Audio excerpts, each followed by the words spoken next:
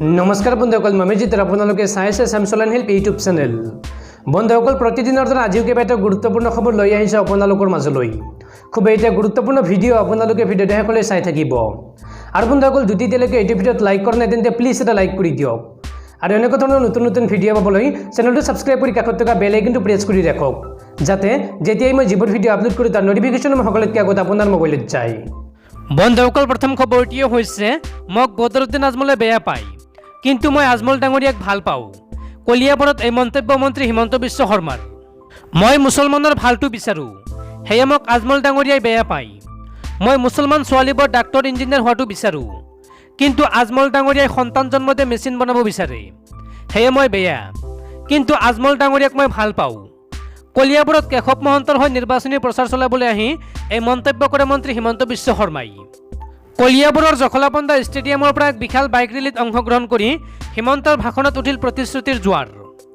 কলিয়াবৰৰ হাতীমৰা বানৰ ক্ষতিপূৰণ 9 কোটিৰ পৰা 25 কোটি। কলিয়াবৰত মেডিকেল কলেজ সংস্থাপন আদি বিভিন্ন প্ৰতিশ্ৰুতি প্ৰদান কৰি হিমন্ত বিশ্ব শৰ্মাই ক'লে যে এয়া নিৰ্বাচনী সভা নহয়, এয়া বিজয় উৎসৱহে। আনহাতে আজমলক কটাক্ষ কৰি হিমন্তই কয় যে মই আৰু কেশৱ দাইতো সন্তান জন্ম দিব নোৱাৰোঁ, সেয়ে সন্তান জন্ম দিয়াৰ বেদনা আমি বুজি নাপাওঁ, সেয়ে কেৱল মহিলাসকলে বুজি পায়। কিন্তু আজমল ডাঙৰীয়াই সেয়া কি বুজিব? তেওঁ মোক বেয়া পায় কাৰণ মই মাদ্ৰাছাৰ সলনি মুছলমানৰ বাবে মেডিকেল কলেজ আৰু ইঞ্জিনিয়াৰিং কলেজে নিৰ্মাণ বিচাৰোঁ। ইপিনে বুলেটৰ প্ৰসংগ উল্লেখ কৰি হিমন্তৰ প্ৰশ্ন, কি ৰঙৰ বুলেট লাগিব ভাগিনহঁতক, ৰঙা নে নীলা? বুলেট দিম কিন্তু কলেজ যাবি, কলেজৰ সলনি কলিয়াভোমোৰা দলং নাযাবি, এইদৰে মন্তব্য কৰে হিমন্ত বিশ্ব শৰ্মাই। ইপিনে কলেজীয়া ছাত্ৰ ছাত্ৰীয়ে ক্লাছত উপস্থিত থাকিলে 100 টকাকৈ পাব বুলি মন্তব্য কৰি হিমন্তই কয় যে মাক দেউতাকে আৰু ল'ৰা ছোৱালীক হাত খৰচ দিব নালাগে, সেয়া এতিয়া আমাৰ দায়িত্ব। হিমন্তই লগতে সকলো ছাত্ৰ ছাত্ৰী তথা যুৱ প্ৰজন্মক পিতৃ মাতৃক শ্ৰদ্ধা কৰিবলৈ আহ্বান জনায়। মন্ত্ৰীগৰাকীয়ে ছাত্ৰ ছাত্ৰীক উদ্দেশ্যে কয় যে পিতৃ মাতৃ ভগৱান স্বৰূপ, কেতিয়াও অৱজ্ঞা নকৰিবি। বন্ধুসকল, তাৰপিছত 2 নম্বৰ খবৰটিও হৈছে মন্ত্ৰী হিমন্ত বিশ্ব শৰ্মাক কটাক্ষ কৰি CIDৰ ৰখত হিন্দুত্ববাদী নেতা সত্যৰঞ্জন বৰা। অতদিনে হিন্দুত্ব সুৰক্ষিত কৰাৰ নামত লম্ফজম্ফ কৰি অহা সত্যৰঞ্জন বৰা এইবাৰ হলঠেকত পৰা পৰিলক্ষিত হৈছে। বহুদিনৰ চৰম সাম্প্ৰদায়িক তথা মুছলমান বিৰোধী মন্তব্যৰে সমাজত বিষবাস্পচ ছটিয়াবলৈ চেষ্টা কৰি অহাৰ পাছত সত্যৰঞ্জন বৰাৰ বিৰুদ্ধে ৰাজ্যৰ বহুকেইখন থানাত গোচৰ ৰুজু হৈছিল যদিও আৰক্ষী প্ৰশাসনে বৰ বিশেষ ভূমিকা লোৱা নাছিল। কিন্তু এইবাৰ ৰাজহুৱাকৈ মন্ত্ৰী হিমন্ত বিশ্ব শৰ্মাক সামাজিক মাধ্যম আৰু সংবাদ মাধ্যমৰ আগত কটাক্ষ কৰাৰ পাছতে এতিয়া CID আজমলৰ ফেক ভিডিঅ' সন্দৰ্ভত সোধপোছৰ বাবে তলব কৰে। তেওঁ মন্ত্ৰী হিমন্ত বিশ্ব শৰ্মাক কটাক্ষ কৰি ফেচবুকত লিখিছিল, মোৰ বাবে আজিৰ প্ৰেক্ষাপটত মানে অসমীয়াৰ জাতীয় সত্তা আৰু হিন্দু সভ্যতাৰ সংস্কৃতি ৰক্ষাৰ বাবে হিমন্ত বিশ্ব শৰ্মা এক অপ্ৰাসংগিক ব্যক্তি। তেওঁৰ কথা কৰ্মই সেই কথা স্পষ্ট কৰি দিছে। কোনোবাই ভৰিত ধৰি পৰি থাকিব পাৰে, পৰি থাকক, এদিন নিশ্চিতভাৱে কান্দিব। অসমত অসমীয়া আৰু হিন্দু সমাজক প্ৰকৃতাৰ্থত ৰক্ষা কৰিবলৈ হ'লে হিমন্ত বিশ্ব শৰ্মাৰ প্ৰকৃত চৰিত্ৰ উপলব্ধি কৰিব পাৰিব লাগিব। ইয়াৰ পাছতে সোমবাৰে বিতৰ্কিত হিন্দুত্ববাদী নেতাগৰাকীক CID আজমলৰ ফেক ভিডিঅ' ছ'চিয়েল মিডিয়াত আপলোড কৰাৰ সন্দৰ্ভত সোধপোছৰ বাবে তলব কৰে।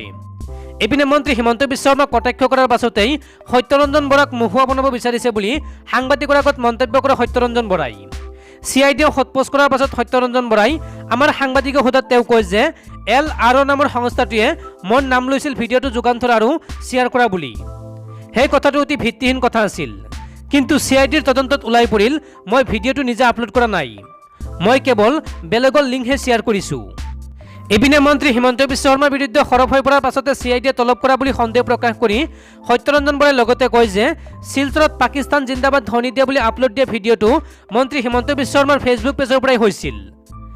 LROয়ে ভিডিঅ'টো টুইটাৰত আপলোড কৰোঁতে হিমন্ত বিশ্ব শৰ্মাক মেনশ্যন কৰিছিল। এই প্ৰক্ৰিয়াৰ পৰা গম পোৱা যায় যে হিমন্ত বিশ্ব শৰ্মাৰ LROৰ সৈতে ক'ৰবাত নহয় ক'ৰবাত সম্পৰ্ক আছে। এই নাম সাঙুৰ খোৱা মানুহখিনিক বচাবৰ বাবে সত্যৰঞ্জন বৰাক মোহৰা বনাব পাৰে। তেওঁলোকৰ চৰিত্ৰত আছে ক্ষমতা দখলৰ বাবে যিকোনো পৰ্যায়লৈ যাব পাৰে। মিছাৰ বাহিৰে তেওঁলোকে একো চিন্তাই কৰিব নোৱাৰে। মিছলীয়া ভুৱা কথা কোৱা মানুহৰ কৰ্মৰ লগত সম্পৰ্ক নাই। এনেকুৱা মানুহে এনেবোৰ কাম কৰিবই পাৰে, নকৰিব বুলি ক'ব নোৱাৰি 100% কৰিব পাৰে। হিমন্ত বিশ্ব শৰ্মাৰ নাম নোলোৱাকৈয়ে কটাক্ষ কৰে সত্যৰঞ্জন বৰাই। ইপিনে CIDয়ে সোধপোছ কৰি এৰি দিয়াৰ পাছত ইয়াক হেলিকপ্টাৰ শ্বট আখ্যা দি তেওঁ লগতে কয় যে মিছলীয়াবোৰৰ সন্মুখত এইটো হেলিকপ্টাৰ শ্বট, তেওঁলোকে বাউন্সাৰ মাৰক ইয়কাৰ মাৰক সত্যৰঞ্জন বৰাই হেলিকপ্টাৰ শ্বটটো মাৰিবই। হিন্দুত্ব ৰক্ষাৰ শ্লোগান দিয়াৰ পৰিৱৰ্তে এতিয়া এনেদৰে বিজেপিৰ নেতা বিশেষকৈ মন্ত্ৰী ডক্টৰ হিমন্ত বিশ্ব শৰ্মাৰ বিৰুদ্ধেহে সৰব হৈ পৰিছে সত্যৰঞ্জন বৰা। বন্ধুসকল, তাৰ পিছত 3 নম্বৰ খবৰটিয়ে হৈছে মহাভাৰততো মামা আছিল, অসমতে এতিয়া মামা আছে, গতিকে ৰাইজে বিচাৰ কৰক। সৰু পথাৰত মন্ত্ৰী হিমন্ত বিশ্ব শৰ্মাক কটাক্ষ প্ৰিয়ংকা গান্ধীৰ। ৰাজ্যত বলিছে নিৰ্বাচনী গৰম বতাহ, প্ৰতিটো ৰাজনৈতিক দলে এতিয়া তীব্ৰতৰ কৰিছে প্ৰচাৰ অভিযান। নিজ দলৰ প্ৰাৰ্থীক জয়ী কৰাবলৈ এতিয়া অসমত জঁপিয়াই পৰিছে কংগ্ৰেছ বিজেপিৰ শীৰ্ষ নেতৃত্ব। দেওবাৰৰ পৰা অসমত ইখনৰ পিছত সিখন নিৰ্বাচনী প্ৰচাৰ সভাত অংশ লৈছে কংগ্ৰেছ নেত্ৰী প্ৰিয়ংকা গান্ধীয়ে। দেওবাৰে যোৰহাট খুমটাইত নিৰ্বাচনী প্ৰচাৰ চলোৱাৰ পিছত প্ৰিয়ংকা গান্ধীয়ে সোমবাৰৰ দিনটোত সৰুপথাৰ, কলিয়াবৰ, ভটদ্ৰাত নিৰ্বাচনী প্ৰচাৰ চলায়। সৰুপথাৰত কংগ্ৰেছ প্ৰাৰ্থী ৰজলিনা তিৰ্কীৰ হৈ নিৰ্বাচনী প্ৰচাৰ চলাই সাহসীয়ে বিজেপিৰ বিৰুদ্ধে আক্ৰমণাত্মক হৈ পৰা কংগ্ৰেছ নেত্ৰীগৰাকী। অসমত বিজেপিয়ে মাফিয়াৰ দৰে চৰকাৰ চলোৱাৰ অভিযোগ তোলাৰ লগতে চৰকাৰক সৰ্বদিশতে ব্যৰ্থ আখ্যা দিয়ে। ইফালে ভাষণ প্ৰসংগত মহাভাৰতৰ শকুনিৰ সৈতে তুলনা কৰে মন্ত্ৰী হিমন্ত বিশ্ব শৰ্মাক। প্ৰিয়ংকাই কয় যে মহাভাৰততো মামা আছিল, অসমতে এতিয়া মামা আছে, গতিকে ৰাইজে বিচাৰ কৰক। আনফালে ভাষণত কংগ্ৰেছৰ 5 গেৰাণ্টিৰ কথা উল্লেখ কৰে প্ৰিয়ংকা গান্ধীয়ে। চৰকাৰ গঠন কৰিলে 5টা গেৰাণ্টিক কাৰ্যত ৰূপ দিয়াৰ লগতে কা বলবৎ হ'বলৈ নিদিওঁ বুলি মন্তব্য কৰে প্ৰিয়ংকা গান্ধীয়ে। আনহাতে উক্ত সভাতে প্ৰয়াত প্ৰাক্তন মুখ্যমন্ত্ৰী তৰুণ গগৈক শ্ৰদ্ধাৰে স্মৰণ কৰে কংগ্ৰেছ নেত্ৰীগৰাকীয়ে।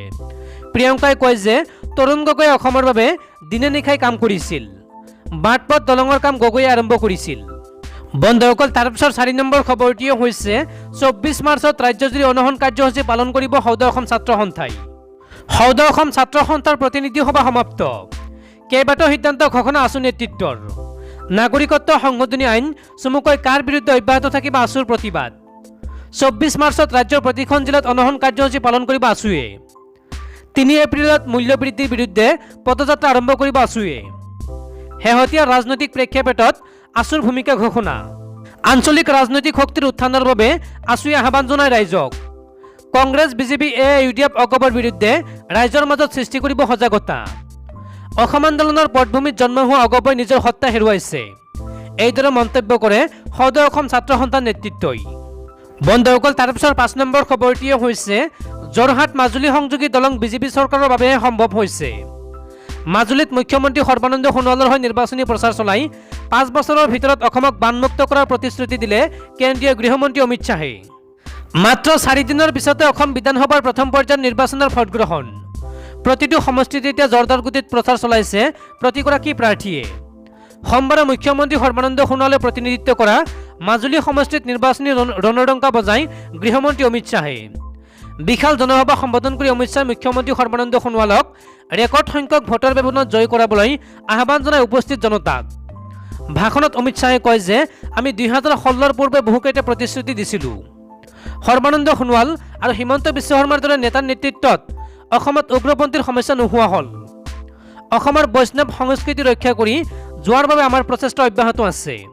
সেয়েহে অসমৰ নামঘৰসমূহলৈ 2.5 লাখ টকাৰ অনুদান আগবঢ়াইছে ৰাজ্য চৰকাৰে। চৰকাৰত বদৰুদ্দিন আজমলৰ দৰে নেতা থাকিলে অসমলৈ অবৈধ অনুপ্ৰৱেশকাৰী ৰোধ কৰিব পৰা যাবনে বুলিও প্ৰশ্ন কৰে কেন্দ্ৰীয় গৃহমন্ত্ৰীগৰাকীয়ে। অমিত শ্বাহে লগতে কয় যে বিগত 5 বছৰত নৰেন্দ্ৰ মোদীৰ নেতৃত্বত অসমত বহু উন্নয়নমূলক কাম হৈছে। মাজুলী যোৰহাট সংযোগী দলং বিজেপি চৰকাৰৰ বাবেহে সম্ভৱ হ'ল। যোগাযোগ ব্যৱস্থা অধিক উন্নত কৰিবৰ বাবে ৰপেক্সৰ ব্যৱস্থা কৰা হৈছে। আনহাতে অসমৰ বানপানী সমস্যাৰ সন্দৰ্ভত মন্তব্য কৰে কেন্দ্ৰীয় গৃহমন্ত্ৰীগৰাকীয়ে। অমিত শ্বাহে কয় যে অহা 5 বছৰৰ ভিতৰত অসমক বানপানীমুক্ত কৰা হ'ব। সৰ্বানন্দ সোণোৱাল আৰু হিমন্ত বিশ্ব শৰ্মাই অসমক কৰোনাৰ পৰা ৰক্ষা কৰিলে। অসমক বানমুক্ত কেৱল নৰেন্দ্ৰ মোদীয়েহে কৰিব পাৰিব, এইদৰে মন্তব্য কৰে কেন্দ্ৰীয় গৃহমন্ত্ৰী অমিত শ্বাহে। বন্ধুসকল, তাৰ পিছত 6 নম্বৰ খবৰটিয়ে হৈছে ভাৰতীয় নিৰ্বাচন আয়োগৰ কঠোৰ সিদ্ধান্ত। বাইক ৰেলী নিষিদ্ধ কৰিলে নিৰ্বাচন আয়োগে। বিধানসভা নিৰ্বাচন অনুষ্ঠিত হ'বলগীয়া পুডুচেৰীসহ দেশৰ 4 ৰাজ্যত ভোটগ্ৰহণৰ 72 ঘণ্টাৰ পূৰ্বে বাইক ৰেলী নিষিদ্ধ ঘোষণা কৰিছে নিৰ্বাচন আয়োগে। বাইক ৰেলীবোৰৰ দ্বাৰা ভোটাৰক ভীতিগ্ৰস্ত কৰি তোলা হয় বুলি উল্লেখ কৰি সোমবাৰে দেশৰ নিৰ্বাচন আয়োগে এই নিৰ্দেশনা জাৰি কৰিছে। নিৰ্বাচন আয়োগে লক্ষ্য কৰিছে যে কিছুমান ঠাইত ভোটাৰসকলক ভীতিগ্ৰস্ত আৰু সমাজবিৰোধী কাৰ্যৰ বাবে নিৰ্বাচনৰ দিনাই বাইক ব্যৱহাৰ কৰা হয়। নিৰ্বাচন আয়োগে সিদ্ধান্ত লৈছে যে ভোটগ্ৰহণৰ 72 ঘণ্টা পূৰ্বে বা ভোটগ্ৰহণৰ দিনা সমষ্টিত বাইক ৰেলীৰ অনুমতি দিয়া নহ'ব। সংবাদ সংস্থা ANI নিৰ্বাচন আয়োগৰ উদ্ধৃতিৰে এইদৰে কয়। উল্লেখযোগ্য যে অহা সপ্তাহৰ পৰা অসমৰ 126টা সমষ্টি, পশ্চিমবংগৰ 294টা, কেৰালাৰ 140টা, তামিলনাডুৰ 234 আৰু পুডুচেৰীৰ 30টা বিধানসভা সমষ্টিত নিৰ্বাচন আৰম্ভ হ'ব। বন্ধুসকল তাৰপিছত 7 নম্বৰ খবৰটিয়ে হৈছে নিষিদ্ধ বিজেপি নেতা বৰছলত নিৰ্বাচনী প্ৰচাৰ চলাবলৈ যোৱা বিজেপি নেতাক দুৱাৰ মুখৰ পৰাই দিলে বহুখেতা নিজ সমষ্টিতে বহুখেতা বিজেপি প্ৰাৰ্থীৰ ঢেকিয়াজুলিৰ পাছত এবাৰ বৰছলত বহুখেতা বিজেপি কৰ্মীক দেওবাৰে নিশাৰ ভাগত বিজেপি প্ৰাৰ্থী গণেশ কুমাৰ লেম্বুৰ হৈ প্ৰচাৰ চলাবলৈ গৈ ৰাইজৰ ৰোষত পৰে বিজেপি কৰ্মী ৰাইজে বিজেপি গ বেক লাজ নাই বিজেপিৰ ইমান দিনে কত আছিল এনেধৰণৰ ভাষ্যৰ বিজেপি কৰ্মীক বহুখেতা দিয়ে ফলত লগে প্ৰচাৰ বন্ধ কৰি ঘূৰি আহিবলৈ বাধ্য হয় বিজেপিৰ কৰ্মীসকল এফালে যোৱা 15 মাৰ্চত নিৰ্বাচনী প্ৰচাৰ চলাবলৈ যোৱা বিজেপি প্ৰাৰ্থীক দুৱাৰ মুখৰ পৰা বহুকেইটা ঢেকিয়াজুলি নাৰায়ণপুৰ চাহ বাগিচাৰ বিজেপি নেতাক নিষিদ্ধ কৰি বাগানৰ পৰা ঘূৰাই পঠাইছিল সৌদ আদিবাসী ছাত্ৰ সন্থাই বন্ধুসকল তাৰপিছত 8 নম্বৰ খবৰটিয়ে হৈছে বিজেপিৰ প্ৰতিশ্ৰুতি বিজেপি ক্ষমতালৈ আহিলে প্ৰথমখন কেবিনেটতে নাগৰিকত্ব সংশোধনী চমুকৈ কা বলবৎ কৰা হ'ব অসমত কংগ্ৰেছ দলে চৰকাৰ গঠন কৰিলে নাগৰিকত্ব সংশোধনী আইন বাতিল কৰাৰ প্ৰতিশ্ৰুতি প্ৰদান কৰাৰ বিপৰীতে